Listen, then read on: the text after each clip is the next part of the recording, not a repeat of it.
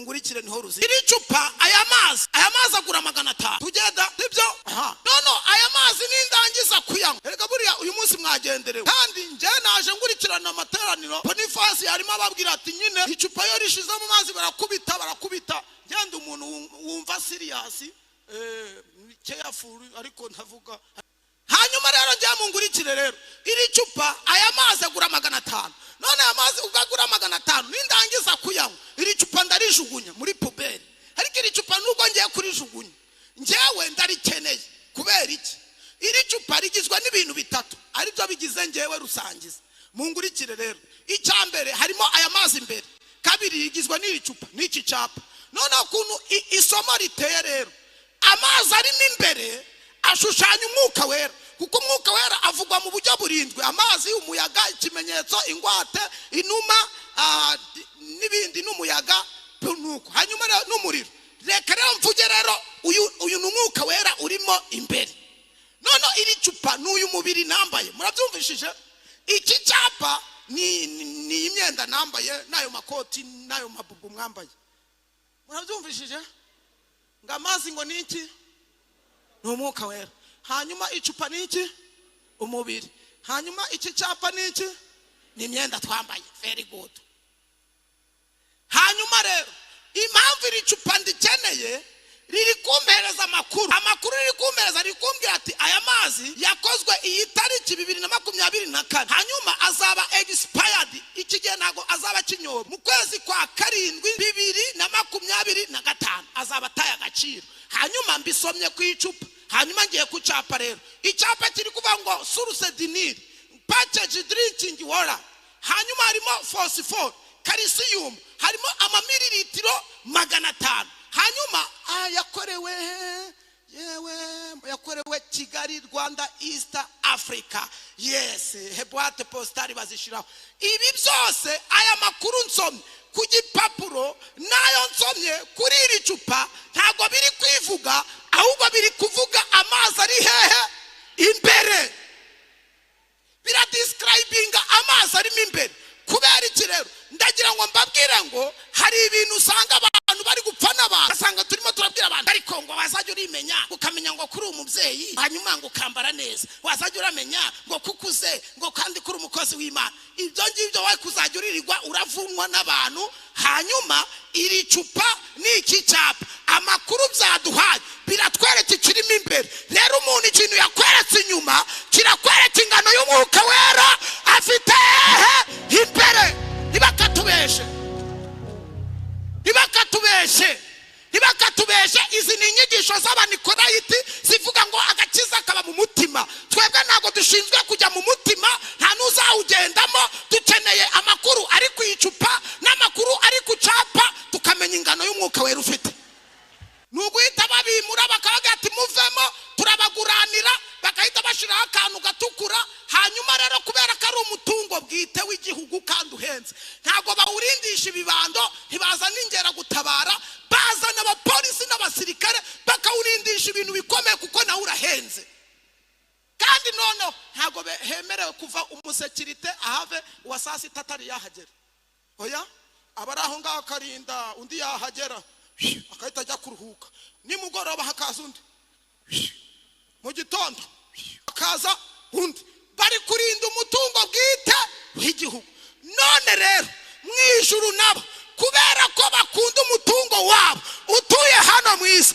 niyo mpamvu batakureka amanywa na nijoro bakurinda ingabo zirasimburana ugiye gutakomana we tera haleluya hola sapili wado alahi ntago ijuru ryatureka kuko niwo mutungo bafite mwijuru uba mwisi bagomba gusimburana niyo mpamvu rara wasamye hanyuma ushinzwe kurinda nijoro akavuga ati wabinyenzi we nawe zamara ijose discipline nyinshi cyane discipline ukarara wasamye kubera iki hari waje kurinda nijoro hari waje kukurinda nijoro hari waje gukora uburinzi nijoro hari waje gukora uburinzi nijoro zamura haleluya Irembo Ryera TV Irembo Ryera TV so igice cya mbere ku murongo wa 13 turaza no gusoma urwandiko rwa kabiri Paulo yandikiye Timoteyo ibice 2 ku murongo wa 19.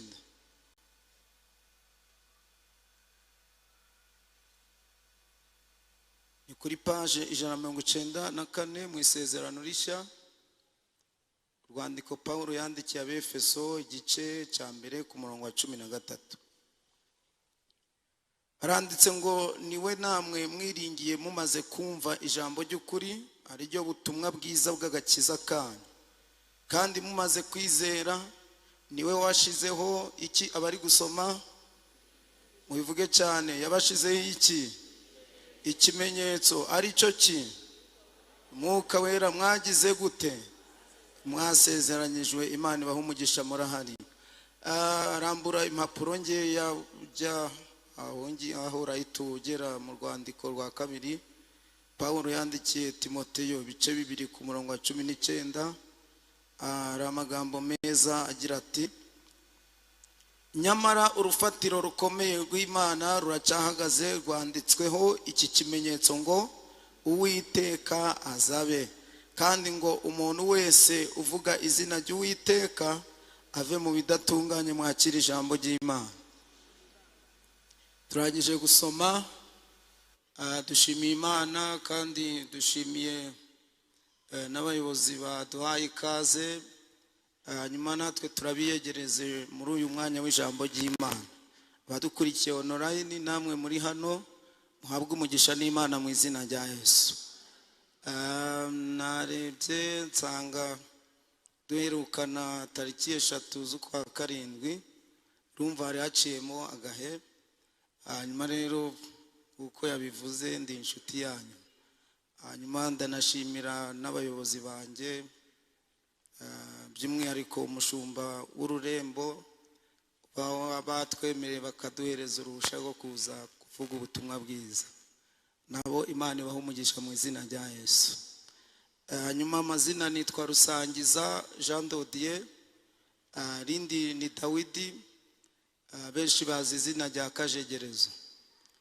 Hanyuma ndi umupapa, mfite madamu, mfite n'abana.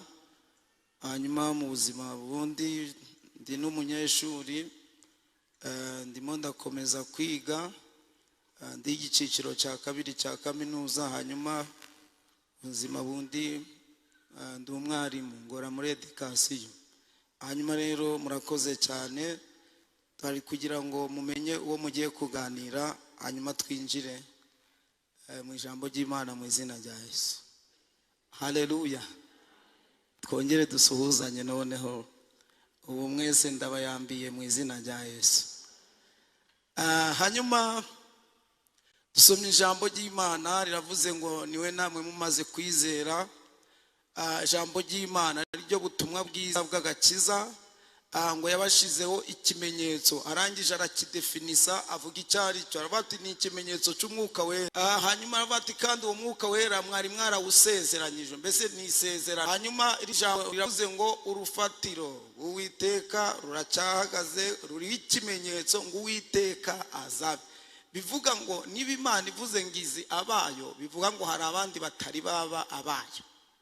Nicyo gisobanuro cyihuse cyane. Hari umunsi umwe inyamaswa 3 zigeze gukora korabo, hanyuma zirakundana. Ni inyamaswa yitwa impyisi na bakame n'intare. Birakundana birakundana birakundana. Bimaze gukundana babati rero tuzakora ubusabane. Habati nta kibazo. Babaga ikimasa. Bamaze kubaga ikimasa, hanyuma babati ninduri buze kugaba izi nyama. Hanyuma impyisi iravuga ati ni njyewe. Abati nta kibazo mpyisi ugaba izo nyama. Impyisi ijyaho rero yatangira zigaba. Iravuga ati iyi ni y'intare ya rupyisi ya bakame. Iyi ntare ya rupyisi ya bakame. Kandi murabizi iyo barimo bagaba inyama, abantu bose baba bahanze amaso aho inyama bari kuzishira. Kaba turajyana uriya mufungara batajyanye ziriho iminopfu we, atari kurajyana kiriya hariho ibigufa. No, abandi basigaye bakame n'intare basigaye bareba uburyo mpyisi arimo agaba. hanyuma kabaye kera ku mugwi w'intare Bakame akazajya arayisondeka nako impyisi ikazajya isondeka intare irarakara imaze kurakara ifata umwanzuro wo gukubita urushi impyisi itimukubita urushi maze gukubita urushi hanyuma urwara rurayoba rukubita mu jisho rya mpyisi hanyuma imanuye ijisho rivamo rirarereta ntijyagwa hasi impyisi itibaza intare abati mwene data umpoye iki abati genda gicucu wewe uragaba gucyo ntunatekereze ko ndi umwami w'ishyamba ugashiraho ibintu by'ibigufa hanyuma bati none ubwo rero udashaka kubyumva none ufata none umwanzuro abari we ugaba rero bahita babisandaguza intare irongera irihagararaho bati ngende umwami w'ishyamba nago nabagabira ahubwo mwitore mu Bakamera vatereka mbagabire Bakame ibifashe itako ryose ry'inka n'iminono byose itivati iritako n'iminono n'iby'intare ibifashe itako rya kabiri abati iritako n'iminono byose n'iby'intare ibifashe itako rya gatatu n'iminono ati n'ibi n'iby'intare intare aho yariri ati sesa tinureba reba wowe ureki gicucu kiraho ngaho hanyuma kugiye Bakame itari yarangiza gukora icyo gikorwa intare yifuza kumenya avuga ati sinone ko mbona wowe uzi kugaba neza utameze ngiki gicucu ngo ni mpyisi wowe kugaba wabikuye he Bakamera muri abati ngere kugaba neza sinabivanye Harvard si Makereri si muri UR siri muri Inirake oya ahubwo ngiye kugaba neza aho nabivanye iyo nitegereje ngareba ijisho rya rupyisi mugenzi wanjye rinagana mbitamenye icyo gukora mbitamenye icyo kugira ute icyo gukora nta muntu umbwirije ndashaka kuvugana nawe ngo iki ndashaka kuvugana namwe ntago dukwiriye kwirirwa tubahatira gusenga no kuhatira kumva iby'Imana kuko witegereje ijisho rya rupyisi Satani yanogoyemo ukareba batubanjirije bahagaze aharuta hano duhagaze ukareba bahanuye gusumbya ukuhanura ukareba babwirije gusumbya uko tubwiriza wahitumenye icyo gukora wahitumenye icyo kugira ute icyo gukora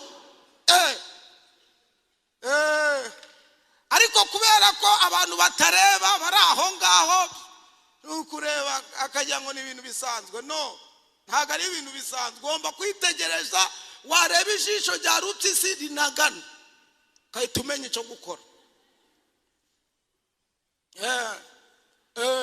wareba mama ntuzi uburyo yantonaga ariko uyu munsi wa none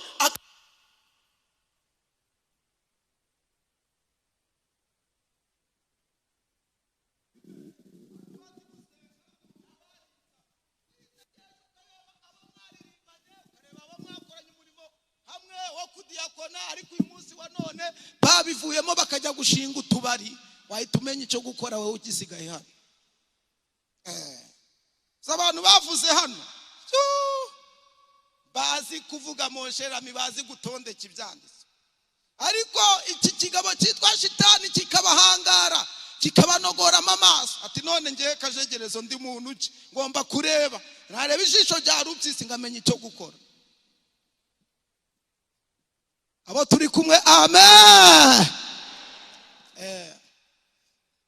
giye kubigisha rero ubu tugiye kwiga sifa kwa Mungu hanyuma tugiye kuganira ijambo rifite insanganyamatsiko ivuga ngo ikimenyetso Imana yashize ku bana b'Imana n'umwuka wera kansubiremo ikimenyetso Imana yashize ku bana b'Imana n'umwuka wera je répète encore I repeat again ikimenyetso Imana yashize ku bana b'Imana n'umwuka wera urumukoro taruwanje nabyo ugutsindwa oya ngoresha icyo wamamagariye gukora umukoro taruwanje nabyo ntugutsindwa oya nkoresha icyo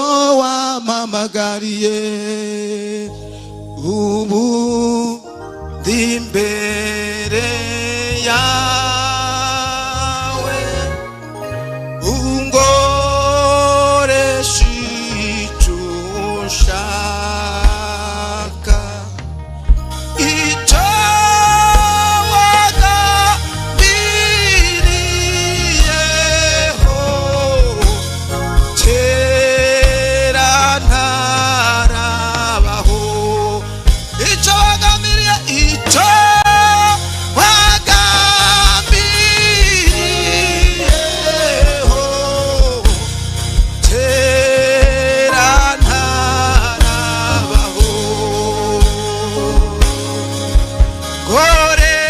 koresha koresha koresha icyo wampamagariye koresha koresha koresha icyo wampamagariye haleluya komera imana amashyi niba wumva imana iri kumwe natwe imana ihimbaza ku ijambo rivuga ngo ikimenyetso imana yashize ku bana b'imana ni umwuka wera kubera iki hanyuma ubundi ikimenyetso ni ikintu bashira ku bintu ariko ibyo bintu byose bisa ariko ari ukugira ngo uze gutandukanya icyo kintu mu bindi bigiye gusa nacyo nibyo bita ikimenyetso ubundi nge iwacu ni hariya muri paruwasi ya Mahoko i Rubavu ndi umwana wa hariya ku mazi hanyuma ni ukuvuga najyaga mbona abantu bajya kuranguza amata igoma ariko bagapakiza amajerekani yabo bose mu modoka imwe yitwa Dayatsu ariko kugira ngo baze gutandukanya amajerekani yabo bageze igoma buri jerekani ya runaka iya mama Korode akayishyiraho akamenyetso iya mama Bebe akayishyiraho akamenyetso ugasanga zimwe zanditseho mama Bebe izindi mama Kireri izindi za Pita nibajya gupakurura barabwira umupakuruzi ati reba amajerekani yose ari ikimenyetso cyanditseho Pita uyashira ukwayo ariko yose yagiye yitwa iki amajerekani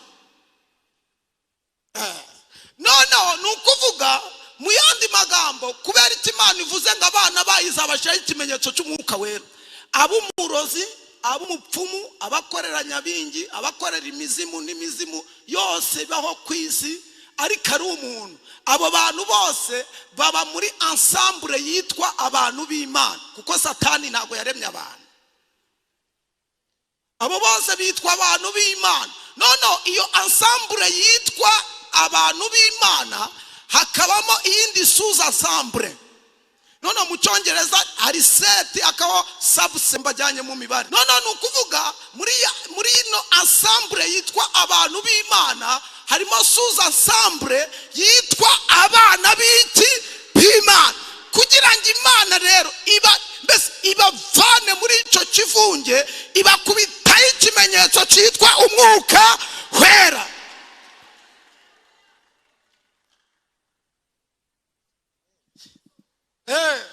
niyo mpamvu buriya twese tugenda ubwo ngubwo ubona ibintu biri aho ngaho tugenda twese ni amaguru abiri amaso abiri ariko kugira ngo ako kasabuseti kaboneke ni ugukubitaho ikimenyetso niyo mpamvu Yohana yandika ubutumwa bwiza 1:12 yavuze ngo icyakora bamwemeye bose bakizera izina rye yabaha ubushobozi bwo kuba abana b'Imana bivuga ngo hari abandi batari baba abana b'Imana bakiri mu bantu b'Imana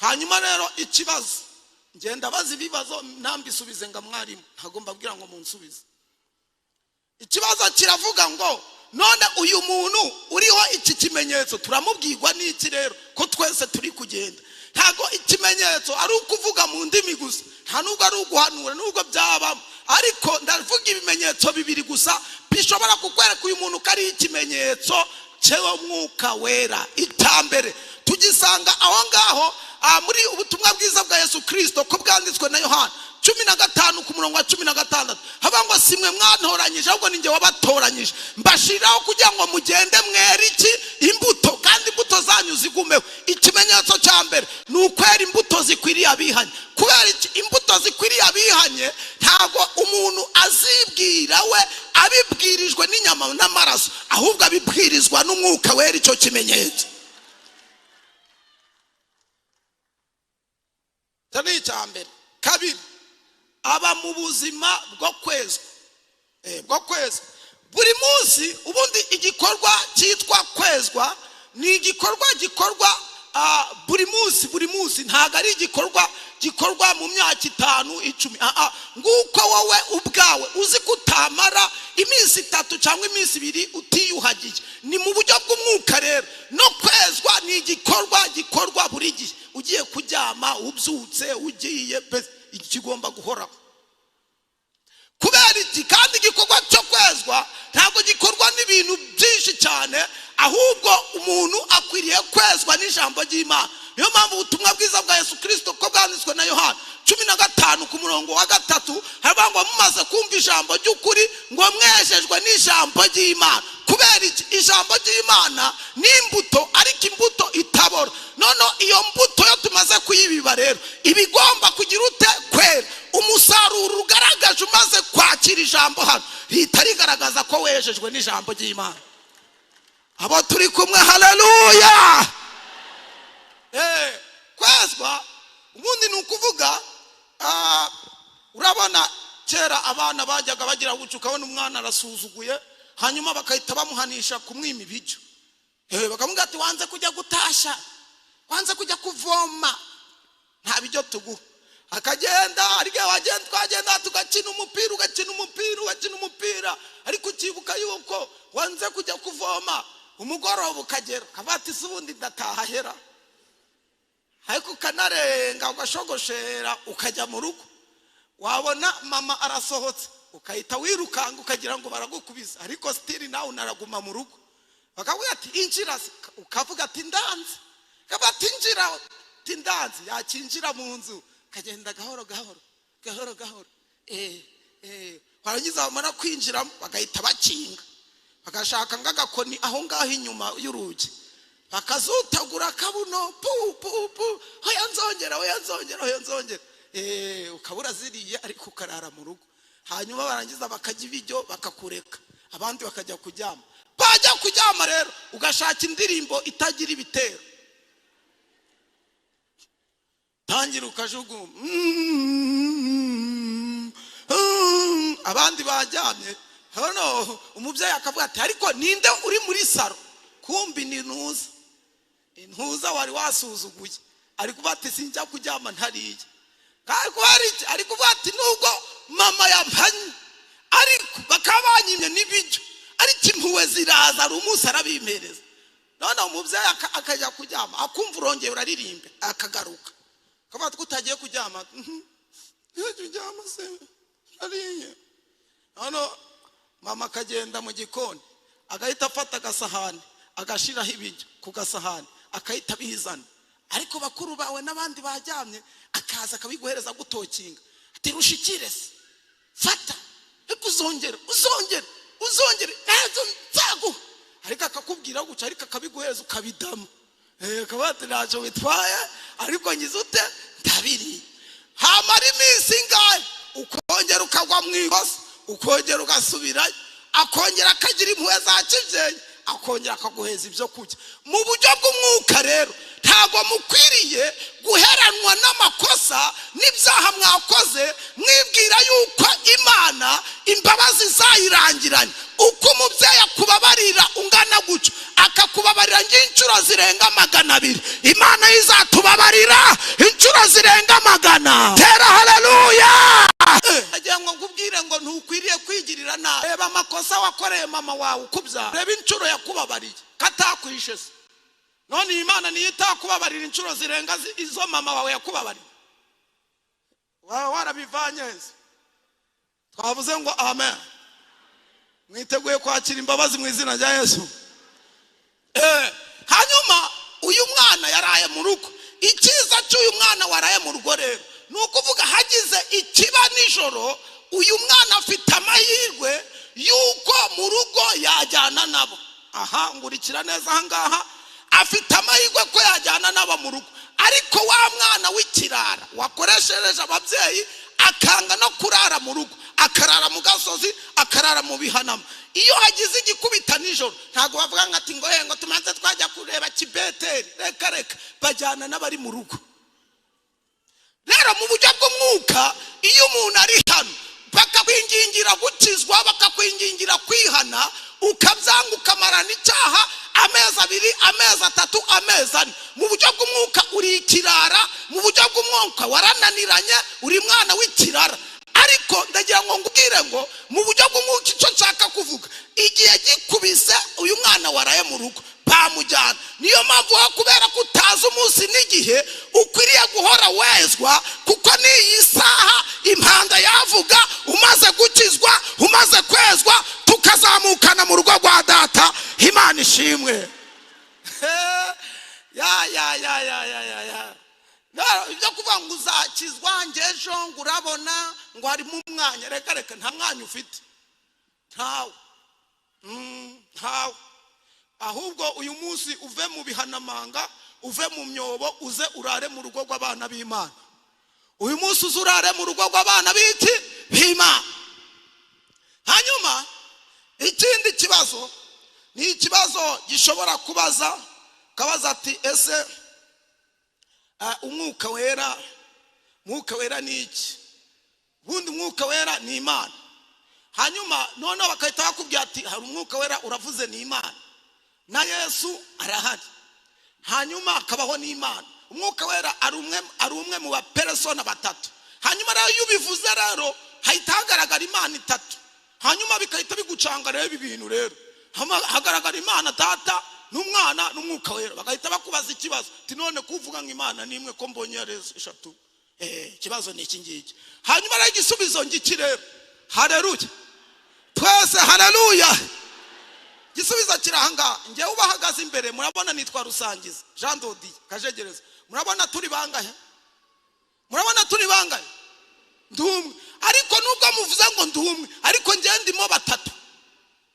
Tutakubereka ubutatu butagatifu uburyo bukorana ariko bugakora ari ikintu kimwe.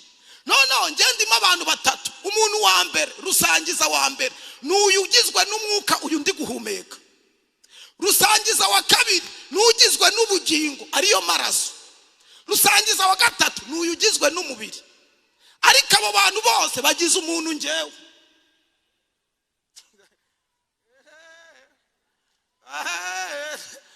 Mubure kwiga n'akazi kanyu, muvuga ngo amen. Murabana ngiye ndumwe ariko ngizwe n'abantu 3, kandi aba bantu kari 3 habuze mumwe ntago nabaho, byabirangiye. Niyo mpamvu muzakore ubundi mu bushakashatsi uzarebe iyo umuntu umwuka ushizemo n'amaraso ahita agenda. Wakubaza icyo kibazo ukabaza na muganga ngo ayo maraso ajyahe, nubwo wamukeba ntiwayabona. Iyo akuka kagiye biba birangiye. Hanyuma nukuvuga rero ningenera kubabwira mwebwe kugira ngo munyumve, ndakoresha umuntu witwa iki? Umwuka. Ubu ngubu ndi gukoresha umwuka mvugira muri mikrofone. Rusangiza w'umwuka arimo arakora. Ningenera guterura iyi mikrofone ntabwo ndakoresha umwuka ngihagarare mu kirere, oya ndakoresha umubiri.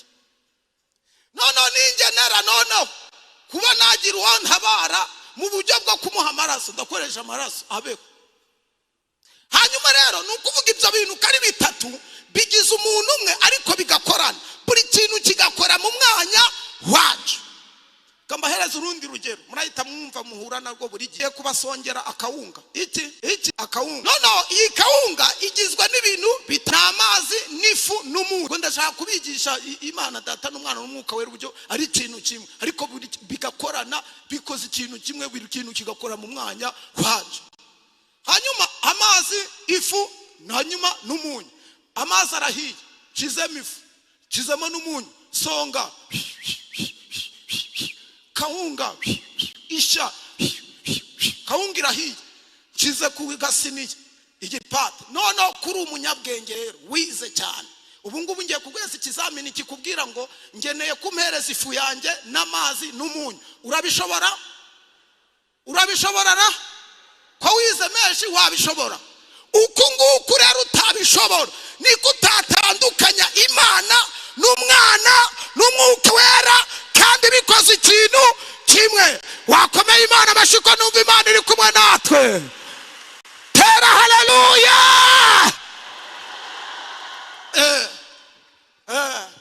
Hanyuma reka mbereke kuntu nonoro bigiye gukora. Kawunga ndayikase shize mu kanwa. Ikigera mu kanwa ururimi rukeneye kumva umunyu. Icyo gihe umuntu witwa umunyu arahita yenterefona ku rurimi. Bitamvuga kawunga harimo kunyu keza. Kuko nyine umunyu urakora aho ngaho. Nono kawunga iramanutse igeze mu gifu. Nigera mu gifu, igifu ntago gikeneye kumva umunyu, gikeneye guhaga. Igifu kirahita gihaga. Mu mwanya ahita habaho decomposition, digestion. Hanyuma amazi amwe arajya hehe? Arajya mu maraso, andi asohoke. Niyo mpamvu iyo umuntu akomeretse hava amaraso mu mwanya ukabona amazi. Ayo mazi naturuka mu byo tujya. Nukuvuga buri kintu cyose byamanutse ari kimwe, ariko buri kintu cyose kiri gukora mu mwanya wabyo. Niyo mpamvu buriya rimwe na rimwe umuntu ashobora gusenga ugasanga ari guhamagara badakwiriye. Ndahamagara Gaburiyeli ngo ndahamagara Mikayeli, kandi ikibazo ufite ntago ari cya Mikayeli ni cya Gaburiyeli. Ahubwo niyo mpamvu muzarebe buriya Saduraka na Meshake na Abedinego bari mu itanura ry'umuriro. Ntago hakeneye Gaburiyeli, si Mikayeli, si abakerubi, hakeneye umwe mu bapersona batatu. Muri abo ngabo rero hitoranyamo umuntu ufite imbaraga zo kugikemura. Hakamanuka intare yo mu muryango wa Dawidi, hakamanuka Yesu akahita agira ute arangiza ikibazo. Wowe ugomba kumenya ukwiriye. Imana ikoherereza ukwiriye mu izina rya Yesu. Ego ratu ubwo natangiye guhanura nakunde. Imana ikoherereza ukwiriye muri abo batatu mu izina rya Yesu. Sawa. Haleluya. Twese haleluya. None ngiye kuvuga irindi jambo. Hari jambo rivuga ngo urabona hano mu butumwa bwiza bwa Yesu Kristo ko bwanditswe na Matayo. Hanyuma aho ngaho ibice byaho ni 12 ku murongo wa 32. Havuga ngo umuntu ashobora gutuka Imana, Imana ikamureka agatuka n'ibindi bike. Ariko ngututse Umwuka Wera, reka nta mbabazi zihari. Reka nta santima. Hanyuma umuntu yahita kubaza ati nukubera iki? Babivuze ngo ututse Umwuka Wera we ngo ntago yababariko. Kubera iki? Hanyuma rero ndi kubaza ikibazo mfite n'igisubizo nga mwarimu. Igisubizo ni iki ngiki.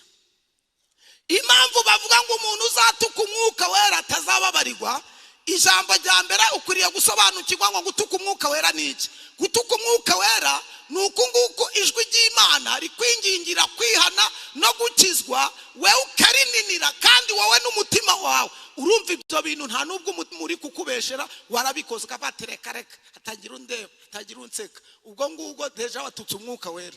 Hanyuma kubera ikire utazababarirwa, biravuga ngo ni yingingiye kukubwira mu isezerano rya kera niho ngiye. Mu isezerano rya kera Imana yabanye n'Abisiraheli mu buryo bw'ihema ry'ibonaniro, hanyuma ikazagiturana nabo ikagendera muri bo. Ngo hanyuma kubera amakosa ibona kubana na bibihe byose izabicika bamara, ihita ibavamo irigendera ijya mu ijuru. Igeze mu ijuru bitubwira Yesu irabati nta Mana Data n'Umwana twese turi bamwe. Nawe Yesu genda ujye kureba ubugome bwa bari abantu, hanyuma urebe ibyo nabonye. Yesu nawe baramanutse. Saa tugezemo sanga turabayuda turabagomba turamubambye. Yesu nawe azutse arabati sinabagumamo muri abagome ku rwego rw'isi. Hanyuma reka nanjye mgira ute zamuke. Nawe abagize ute abarazamutse. Agezeyo nawe ababwiye nde? Ababwiye Umwuka Wera. Aramuga ati nawe genda ujye kureba ku byo twabonye, ariko wowe ntuyituze kuko wowe ugiye kujya gukina finale, uzava mu isi utuzaniye umugeni mu izina rya nde cya Yesu. Umva rero impamvu bavuga ngo ututse Umwuka Wera atazababarirwa. Biravuga ngo mu isezerano rya kera umuntu uratuka Imana afite amahirwe yuko Yesu ari inyuma azaza muhuze n'iki n'Imana, ikibazo kibe kibaye vi. Hanyuma kabiri umuntu uratuka Yesu akamutukuriza akavuga ibitutsi ashaka, afite amahirwe yuko inyuma hari umugabo witwa Mwuka Wera azamwunga nande na Yesu. Ikibazo kibe vi none mwuka wera ari hano n'umuninira we nta wundi dusigaranye inyuma uzatwunga nawe. Niyo mpamvu wowe nutumvira umwuka wera gukizwa bizakugora, uzarimbuka. Niyo mpamvu inyuma y'umwuka wera nta wundi dutegereje. Mwuka wera azatuzamura, Imana ihimbaza. Komera Imana amashyi menshi cyane. Lota pola zodi binifo elaigo.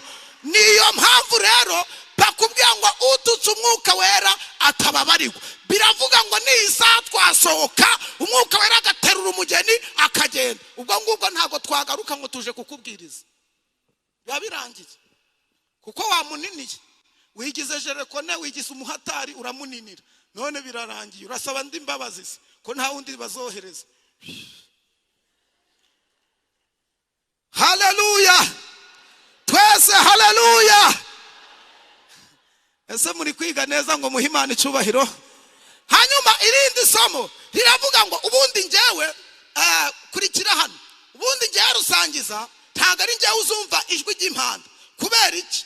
Kurikira neza, harimo filozofi. Ntago ari njyewe uzumva ijwi ry'impanda, ahubwo mwuka wera cya kimenyetso Imana yadushizeho. Kubera ko umwuka wera ari uzaba esanseri, kandi uyu mwuka wera Imana yaduhaye, Yesu yatwohereje. Ahantu tuzajya arahazi, n'ibyo yavuganye na Yesu babiziranyeho. Nje ntabwo mbizi. Noneho impanda nivuga tuzajya turaba tugenda guca. Bite numva mwuka wera ahisa connecta rusangiza, avuga ati rusangiza ibuto twagiye wa bite nzamuka. Babona umuntu ari kuri moto ari kugenda, umumotari ari kumotara, ahita abona aragusinyare ati ye Jean-Claude avuye kuri moto, zamuka. Umumotari ati kutanyishuye, umubwira ati bibaze mwuka wera tugiye kwa papa.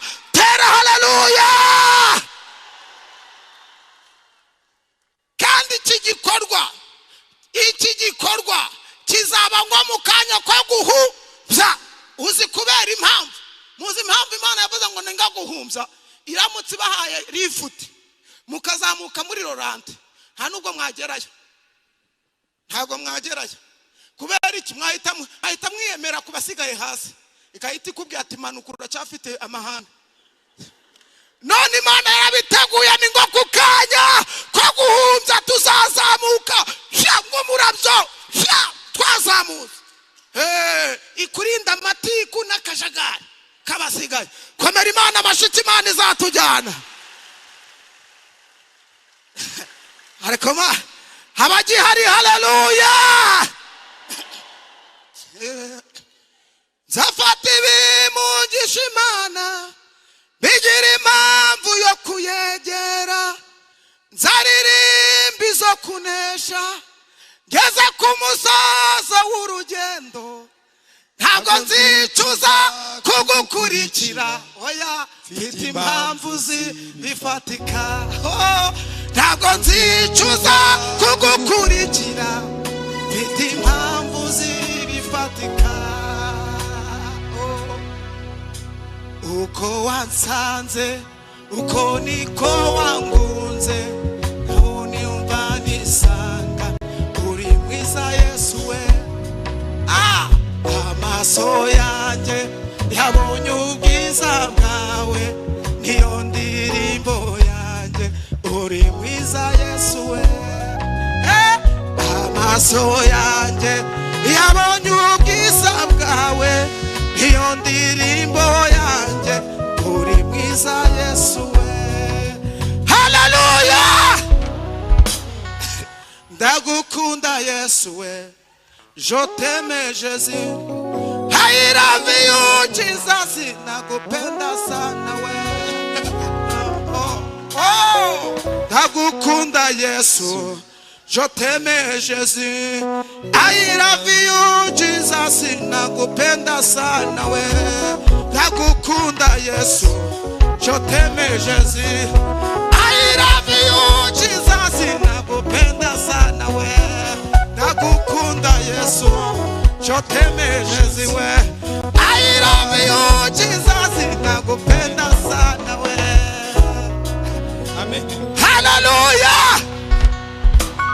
Oh, washalalenda oh Jehovah, for he had done so very much for me. Naracheremo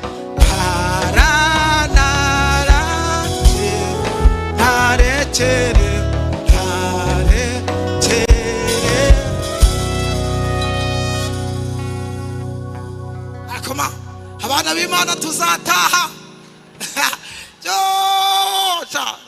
Rero reka mbabwire, mujya mwumva hari abantu bajya bavuga ngo ni ko ijambo ribivuga hariya mu butumwa bwiza bwa Matayo 5:45 ngo Imana yingivubirira imvura abakiranirwa n'abakiranutsi, ababi n'abeza. Namwe mwabisomye muzi impamvu uburikira nguhereze. Rero uhereza amakuru, cyambere na amakuru. Haleluya. Hanyuma impamvu bavuga ngo ivubirira imvura ababi n'abeza, ntago iyi mvura ibije iri guhiga ababi, oya igwa kubera beza. Kubera iki? Reka mbahereze urugero. Ubundi muzacunge urugero rurahita rubibumvisha vuba. Ngubu umwana wawe aramutse ari kwigana n'umwana w'ibwami, murabyumvishije? Simwe mwabyumvishije? Umwana wawe ari kwigana n'umwana w'ibwami, ntabwo umwana w'ibwami ajya yiga ku ishuri hanyuma yige batarinze iryo shuri. Ntabwo byabaho. Hari abantu baba barinze umwana w'ibwami. Nta mwana wo kwa perezida wari we wese wakiga mu kigo, ikigo kibura uburinzi. Iyo ari mu ishuri baba barinze imbere inyuma mu biti, hehe uburinzi bw'akazi umwana w'ibwami. Hanyuma abana bose bigana n'uyu mwana bagomba guprofita uburinzi bw'uyu mwana w'ibwami mu gihe umwana ari hehe, hari mu ishuri. Ya tera haleluya. Nafashijwe kajegerezo. Rero biravuga ngo iki? Bagenze gakeya, ntago imvura igwa ngo igwa mu rumogi Imana yabishatse, igwa mu murima w'abacunyi n'abapfumu. Oya, impamvu igwamo ni ukubera itorero rikiri mu isi. Ariko umunsi itorero ryazamutse byose tuzagira ute? Tuzabizamukana. Muzarebe iyi nzogera ivuze 11:00, umwana w'ibwami bazana vewiti n'imodoka inyuma, bwa burinzi bwose bakajyama bicaye bareba hariya n'abicaye bareba hariya. Yakati bucyo bukajyana nawe ibumoso bakamukurikira, abandi bo bakabacura ku tumoto, kutunuza turi gufima, tuvatiri turi gufima, buri mwana kwa nyina. Uburinzi bwose akahita busubiza hehe? Iwabo. Umunsi itorero ryataje, umunsi itorero ryavuye mu isi, bakatwitiranya kuko dusangira ibyago, bakanabigira cece, bakaturusha n'ubutunzi. Kagenda mu modoka utagira n'igare, imbwa zabo zigahaga, wowe imbabura imanitse harikora. Ibyacu saho bicira, hari igihe kimwe bizasobanuka byose. Abana b'Imana tugahagarara twe yehora ceceka ihorere ungabore nakumboza Yesu numva imirindi akarotse nshuti ihangane haje kukuruhura.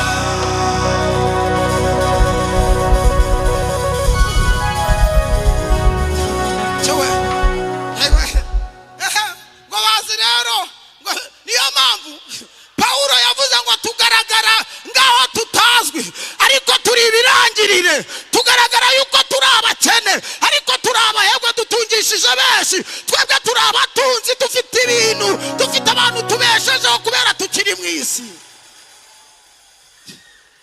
Hari abantu bagomba gucuruza bakunguka, atari uko baturusha gusenga, ahubwo ari ukugira ngo ibintu biboneke kuri makeya, natwe abana b'Imana tubiprofite tubi. Ariko umunsi twagiye, reka ntimuzahinga ngo mwese, reka ngo muzacuruza, ntago muzacuruza ngo bivemo. Twagiye imigisha yose tuzaba izamukanye. Hoya sinamurekura, hoya sinamurekura, hamenyekarise w'imigisha Imana y'imuri bihe, erega sinakurekura.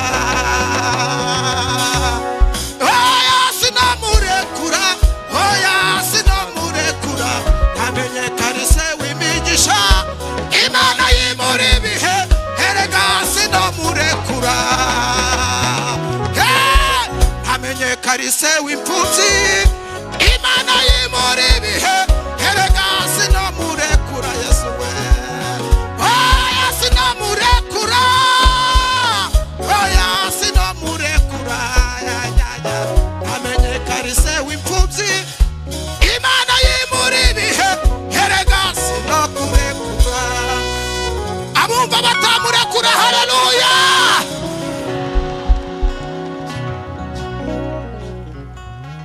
ntago twibeshe kugukurikira ni byiza ntacyo bidutwaye kugukorera ibendera ryawe rizahora rizamuwe kuri twebwe wasezeranye natwe isezerano ko tutazakureka Yesu we abantu batibeshe bahaguruke batere haleluya sapiwa zone watakota meri wazo paigo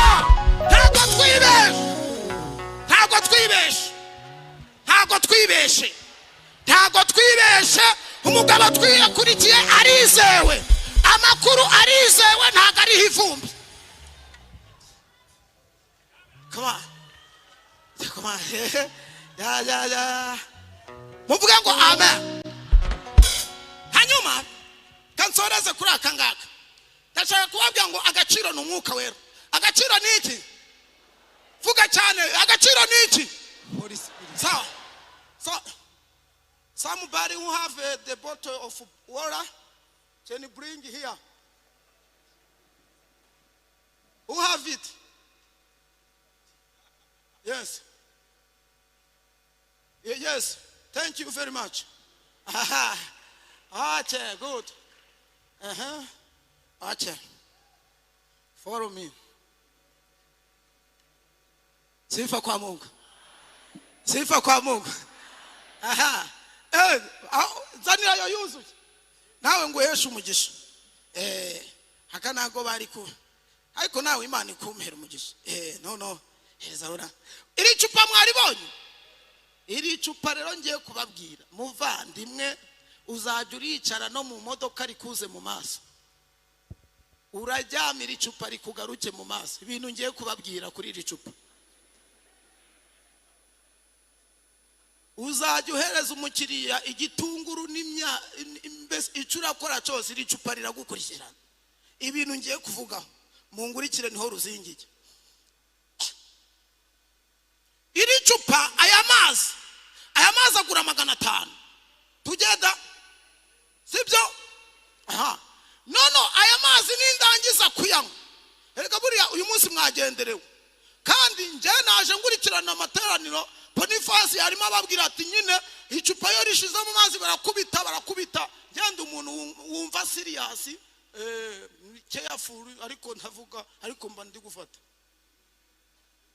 hanyuma rero njya mungurikire rero iri cupa aya mazi agura 500 none aya mazi ugagura 500 nindangiza kuyanywa iri cupa ndarijugunya muri puberi ariko iri cupa nuko ngiye kurijugunya njewe ndarikeneye kubera iki iri cupa rigizwe n'ibintu bitatu aribyo bigize ngewe rusangiza mungurikire rero icyambere harimo aya mazi imbere kabiri rigizwe n'iri cupa n'iki capa none ukuntu isomo riteye rero amazi arimo imbere ashushanya umwuka wera kuko umwuka wera avugwa mu buryo burindwi amazi umuyaga ikimenyetso ingwate inuma n'ibindi n'umuyaga nuko hanyuma n'umuriro reka rero mvuge rero uyu n'umwuka wera urimo imbere none iri cupa n'uyu mubiri nambaye murabyumvishije iki cyapa ni imyenda nambaye nayo makoti nayo mabubu mwambaye murabyumvishije ngamazi ngo niki n'umwuka wera hanyuma icupa niki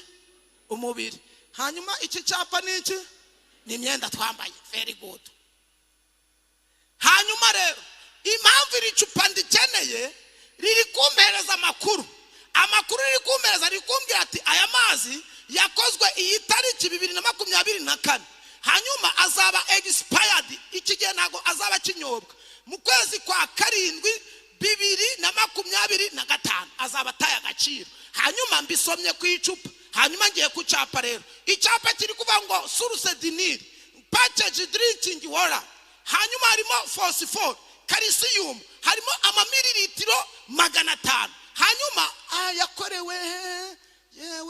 yakorewe Kigali, Rwanda, East Africa. Yes, boîte postale bazishiraho. Ibi byose aya makuru nsomye ku gipapuro nayo nsomye kuri iri cupa ntago biri kwivuga, ahubwo biri kuvuga amazi ari hehe imbere, bira describing amazi ari imbere. Kubera iki rero ndagira ngo mbabwire ngo hari ibintu usanga abantu bari gupfa n'abantu, gasanga turimo turabwira abantu ariko ngo wazajya urimenya, ngo ukamenya ngo kuri umubyeyi, ngo hanyuma ngo ukambara neza, wazajya uramenya ngo kukuze, ngo kandi kuri umukozi w'Imana. Ibyo ngibyo wowe kuzajya uririrwa uravunwa n'abantu. Hanyuma iri cupa n'iki cyapa amakuru byaduhaye biratwereka ikirimo imbere. Rero umuntu ikintu yakweretse inyuma kirakwereka ingano y'umwuka wera afite imbere. Ntibakatubeshe izi ni inyigisho z'abanikorayiti zivuga ngo agakiza kaba mu mutima. Twebwe ntago dushinzwe kujya mu mutima, nta n'uzawugendamo. Dukeneye amakuru ari ku icupa n'amakuru ari ku cyapa, tukamenya ingano y'umwuka wera ufite. Abanyumvishe amen. Uwo muntu mwegeranye mubwiye ngo n'amakuru yo ku icupa turayakeneye. Mubwiye ngo n'amakuru yo ku cyapa turayakeneye. Abantu mufite umuvuduko wo kwitwa abasirimu, ariko ntabwo mufite umuvuduko wo kwitwa iki abakristo. Ngo nyine abasirimu ngo tubugomba kugeza hano. Wabaza umuntu ati siko wagejeje aho ngaho, ngo umutayeri manza yaranyibye igitambara. Abatayeri mujye mudoda birebire uko babibabwiye.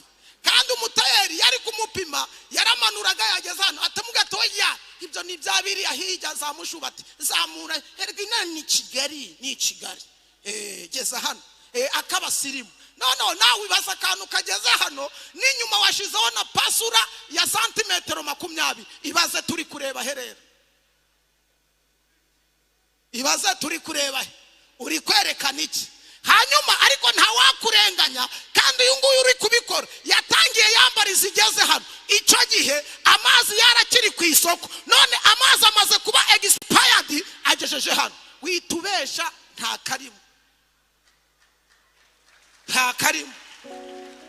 karimo. Amazi yawe yabaye expired ku isoko ryo kwa Yesu ntiyanyobwa. Uyu munsi wa none hari icyo bita update. Imana turashaka uyu munsi amazi yari yanduye iza kuyavanamo ikuzurizamo amazi meza. Koma kandi iri cupa ryakorewe hariya source du Nil, hano si Kigali industry, siriri hano i Nyarugenge, ariko turi kumenya aho ryakorewe tutagiyeyo kuko riri kuduhereza iki amakuru. Byanditseho made in Rwanda, bivuga ngo nubwo wasana n'umukongomani wahita umubwira ati ndebera amazi yo muri made in Rwanda, akahita areba icyapa made in Rwanda, akahita agira ute ayahitamo. Rero twebwe abakijijwe bashizeho ikimenyetso cy'umwuka wera. Iyo tugenda mu nzira tugomba kugenda twanditsweho icyapa kivuga ngo made in Juru, made in Juru. Bakweri twebwe turi product zakorewe mu ijuru ariko zituye hano mu isi. Niyo mpamvu ijambo ry'Imana rivuga ngo twapfanye na Kristo, tuzukana nawe, tuzamukana nawe, twicaye nawe mu buryo bw'umwuka. Twebwe twakorewe hejuru ariko tubina. Tugomba kugaragaza aho twakorewe ku buryo utambuka bakabati dore murakora agize ute haratambutse, dore mu Pentecote agize ute haratambutse. None ibintu byarivanze. Mwivanyaho ibyapa bigaragaza abo muri bo, mwishiraho ibyapa mwamamaza ibyo mudakora. Uyu munsi icyo cyapa ukivaneho, ugomba gushiraho made in Juru. Niyo mpamvu nta muntu wigeraga wisobanura muri uyu mujyi wa Kigali avuga ati ngende mu Pentecote, sengera Nyarugenge, sengera ngo cya hafi, sengera Gasave. No, bakurebaga uburyo wateza agatambara na za ndumbitaho mukiza zawe, bakabati dore babarokore bagize gute baratambutse. Kuko uri made in Juru. Iba hehe mwisi. Sifa kwa Mungu. Hallelujah. reba igihe kigera icupa bakarisubiza mu ruganda bakarikorera update, bakavanaho icyapa gishaje n'inimero bakazivanaho, bakandika indi nimero nshya, bagashiramo amazi mashya, hanyuma bagashiramo na ji nshasha, bagashiraho n'icyapa gisha. Rero mu buryo bw'umwuka uyu munsi wa none Imana irakwambika icyapa gisha. Imana irakwambika icyapa gisha, kandi nimara kugushiraho icyapa gisha iragushiramo n'amazi mashya n'itariki nshya. Mbese uyu munsi wa none mugiye gusohoka hano mubaye basha, mu myambarire muri basha, mu mivugire muri basha, mu mikorere muri basha. Mbese ibintu byose mutaye muri kuvuga ngo twakorewe update nijoro. Introsie sifa kwa Mungu, muvuga ngo amen. Agaciro ni umwuka. Mbibutse neza yuko ntimuri kureba uru rusengero ruri hano, mu ijuru nta wundi mutungo bafite bakurikirana keretse umuntu uriho icyo kimenyetso.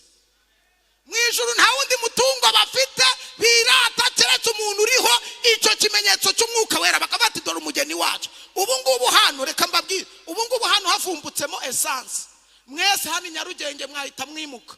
Essence si yanyu, ni ya leta.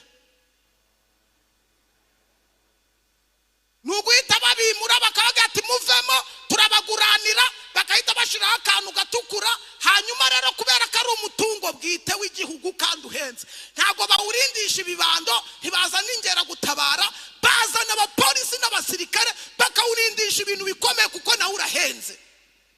Kandi noneho ntabwo hemerewe kuva umusekirite ahave uwa saa sita atari yahagera. Oya, abari aho ngaho akarinda undi yahagera akahita ajya kuruhuka, nimugoroba hakaza undi, mu gitondo akaza undi, bari kurinda umutungo bwite w'igihugu.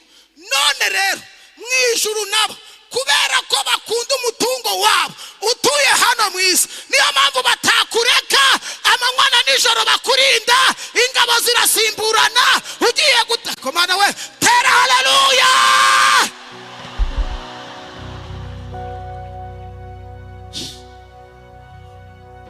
Hola sopili wado alahi, nta ijuru ryatureka kuko niwo mutungo bafite mu ijuru uba mu isi, bagomba gusimburana. Niyo mpamvu urara wasamye, hanyuma ushinzwe kurinda nijoro akavuga ati wabinyenzi we nawe zamara ijose.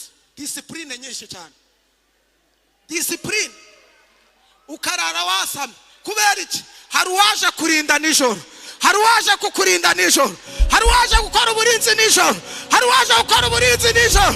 Zamura haleluya.